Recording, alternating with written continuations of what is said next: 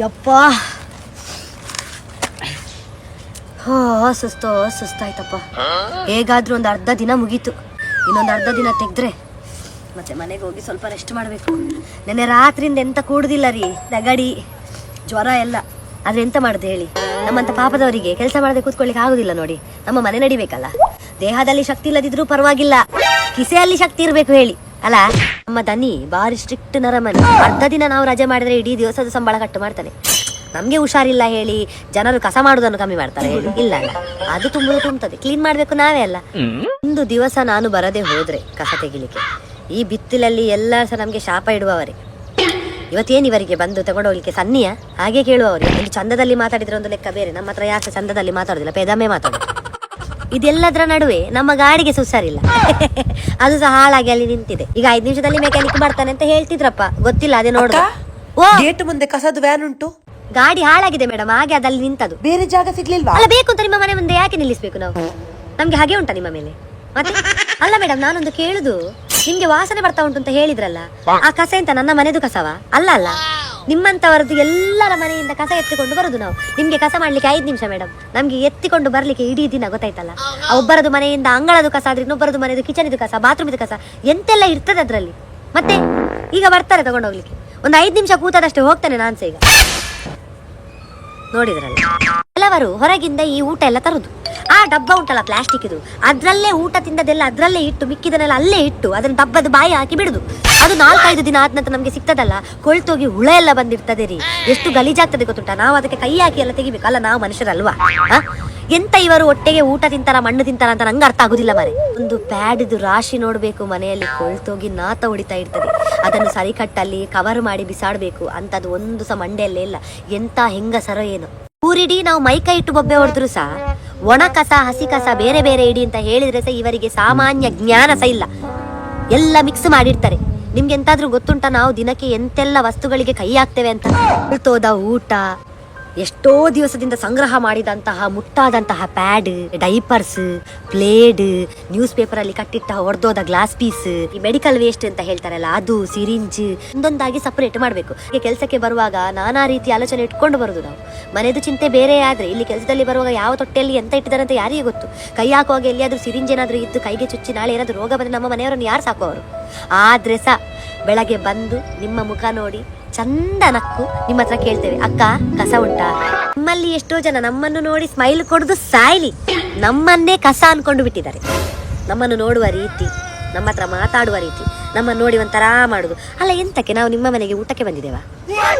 ಒಂದು ವಾರ ನಾವು ನಿಮ್ಮ ಮನೆಗೆ ಬರದೆ ಕಸ ಹಾಗೆ ಉಳಿದ್ರೆ ನಿಮ್ಮ ಮನೆದು ಗತಿ ಎಂತ ಆಗ್ಬಹುದು? ನಾತ ಒಡೆಯುವುದ್ರಲ್ಲಿ ನಿಮ್ಗೆ ನಿಲ್ಲಿಕ್ಕಾಗ್ಲಿಕ್ಕಿಲ್ಲ. ನೀವೆಲ್ಲ ಕಸವನ್ನು ಕಸದ ರೂಪದಲ್ಲಿ ನೋಡಿದ್ರೆ ನಮಗೆ ಅನ್ನ ಹಾಕುವ ದೇವರು. ನಮ್ಮ ಬದುಕು ನಡೀತಾ ಇರುವುದೇ ಅದರಿಂದ. ಅದು ಬರೀ ನಮ್ಮ ಹೊಟ್ಟೆಯ ಹಸಿವು ನೀಗಿಸುವ ಅನ್ನಪೂರ್ಣೇಶ್ವರಿ ಅಷ್ಟೇ ಅಲ್ಲ, ನಮ್ಮ ಮಕ್ಕಳಿಗೆ ವಿದ್ಯೆ ನೀಡುವ ಸರಸ್ವತಿ ಕೂಡ ಹೌದು, ಮಹಾಲಕ್ಷ್ಮಿ ಕೂಡ ಹೌದು. ನಿಮ್ಮ ಮನೆಯ ಕಸವನ್ನು ನಮ್ಮ ಕರ್ತವ್ಯ, ನಮ್ಮ ದೇವರು ಅಂತ ಅನ್ಕೊಂಡು ತಗೊಂಡು ಹೋಗುವಾಗ ನೀವ್ಯಾಕೆ ನಮ್ಮನ್ನು ಮನುಷ್ಯರಾಗಿ ನೋಡುದಿಲ್ಲ? ಪ್ರಾಯ ಆದವರಿಂದ ಹಿಡಿದು ಚಿಕ್ಕ ಮಕ್ಕಳವರೆಗೂ ನಾನು ನೋಡ್ತಾ ಬಂದಿದ್ದೇನೆ. ಎಲ್ಲರೂ ಸಹ ನಮ್ಮನ್ನು ಕರೆಯುವುದು ಹೇಗೆ ಗೊತ್ತಾ? ಕಸದವರು ಬಂದು, ನಿಮ್ಮ ಮನೆಗೆ ಕಸದವರು ಬಂದಿದ್ದಾರೆ ಇವತ್ತು, ಕಸದವರೇ. ನಿಮ್ಗೆ ನಮ್ಮನ್ನು ನೋಡುವಾಗ ನಾವು ಕಸದವರಾಗೆ ಕಾಣ್ತೇವೆ. ಎಂತ ನಮ್ಮ ಮೈಯಲ್ಲೆಲ್ಲ ಕಸ ಉಂಟಾ? ಕ್ಲೀನರ್ಸ್, ಕ್ಲೀನ್ ಮಾಡುವವರು, ನಮ್ಮ ಮನೆಯ ಕಸವನ್ನು ತಗೊಂಡು ಹೋಗುವವರು. ಮೇಡಮ್ ಕರೀರಿಯಾ, ಅಕ್ಕ ಕರೀರಿಯಾ?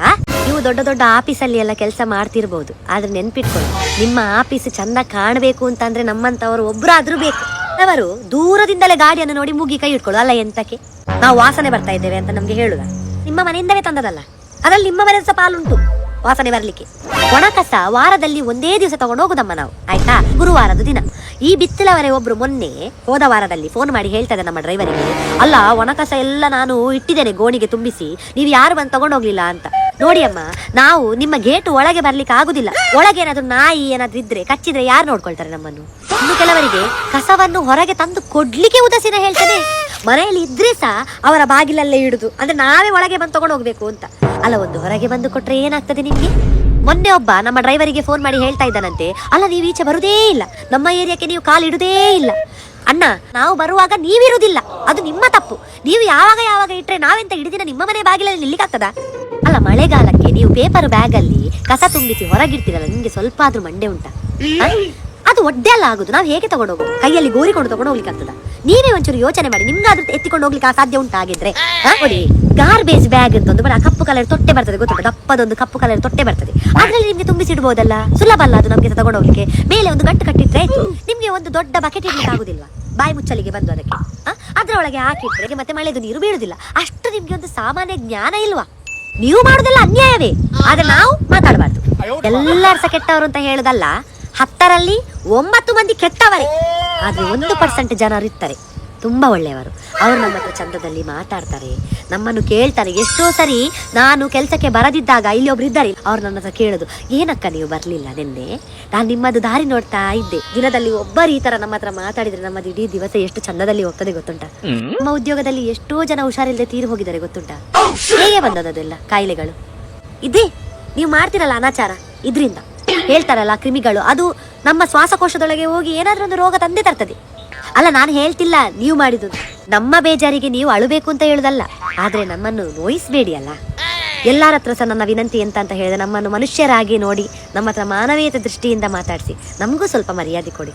ನಮ್ಮನ್ನು ನೋಡಿ ಗಲೀಜು ಮಾಡುದು, ವಾಸನೆ ಬಂದಾಗೆ ಮಾಡೋದು ಹಾಗೆ ಮಾಡಬೇಡಿ. ತುಂಬಾ ನೋವಾಗ್ತದೆ. ನಾವು ಸಹ ನಿಮ್ಮಾಗೆ ಅಲ್ಲ, ನೀವು ದೊಡ್ಡ ಉದ್ಯೋಗದಲ್ಲಿ ಇರ್ಬೋದು, ನಮ್ಮದು ಈ ಉದ್ಯೋಗ ಸಹ ನಮಗೆ ದೊಡ್ಡದೇ. ಯಾಕಂದ್ರೆ ನಿಮ್ಗೆ ಅದು ಸಹ ಅನ್ನ ಕೊಡ್ತದೆ, ನಮ್ಗೆ ಇದು ಸಹ ಅನ್ನ ಕೊಡ್ತದೆ. ದಯವಿಟ್ಟು ನಮ್ಮನ್ನು ನಿಮ್ಮಾಗೆ ಅಂತವೇ ಭಾವಿಸಿ. ಮತ್ತೆ ಎಂತೆಲ್ಲ ಹೆಸರಿಂದ ನಮ್ಮನ್ನು ಕರಿಬೇಡಿ. ಮೇಡಮ್ ಅಂತ ಕರೀರಿ, ಅಕ್ಕ ಅಂತ ಕರೀರಿ, ಯಾವುದು ಬೇಡವಾ ಅಮ್ಮ ಅಂತ ಕರೀರಿ, ಖುಷಿ ಆಗ್ತದೆ. ಧನ್ಯವಾದಗಳು.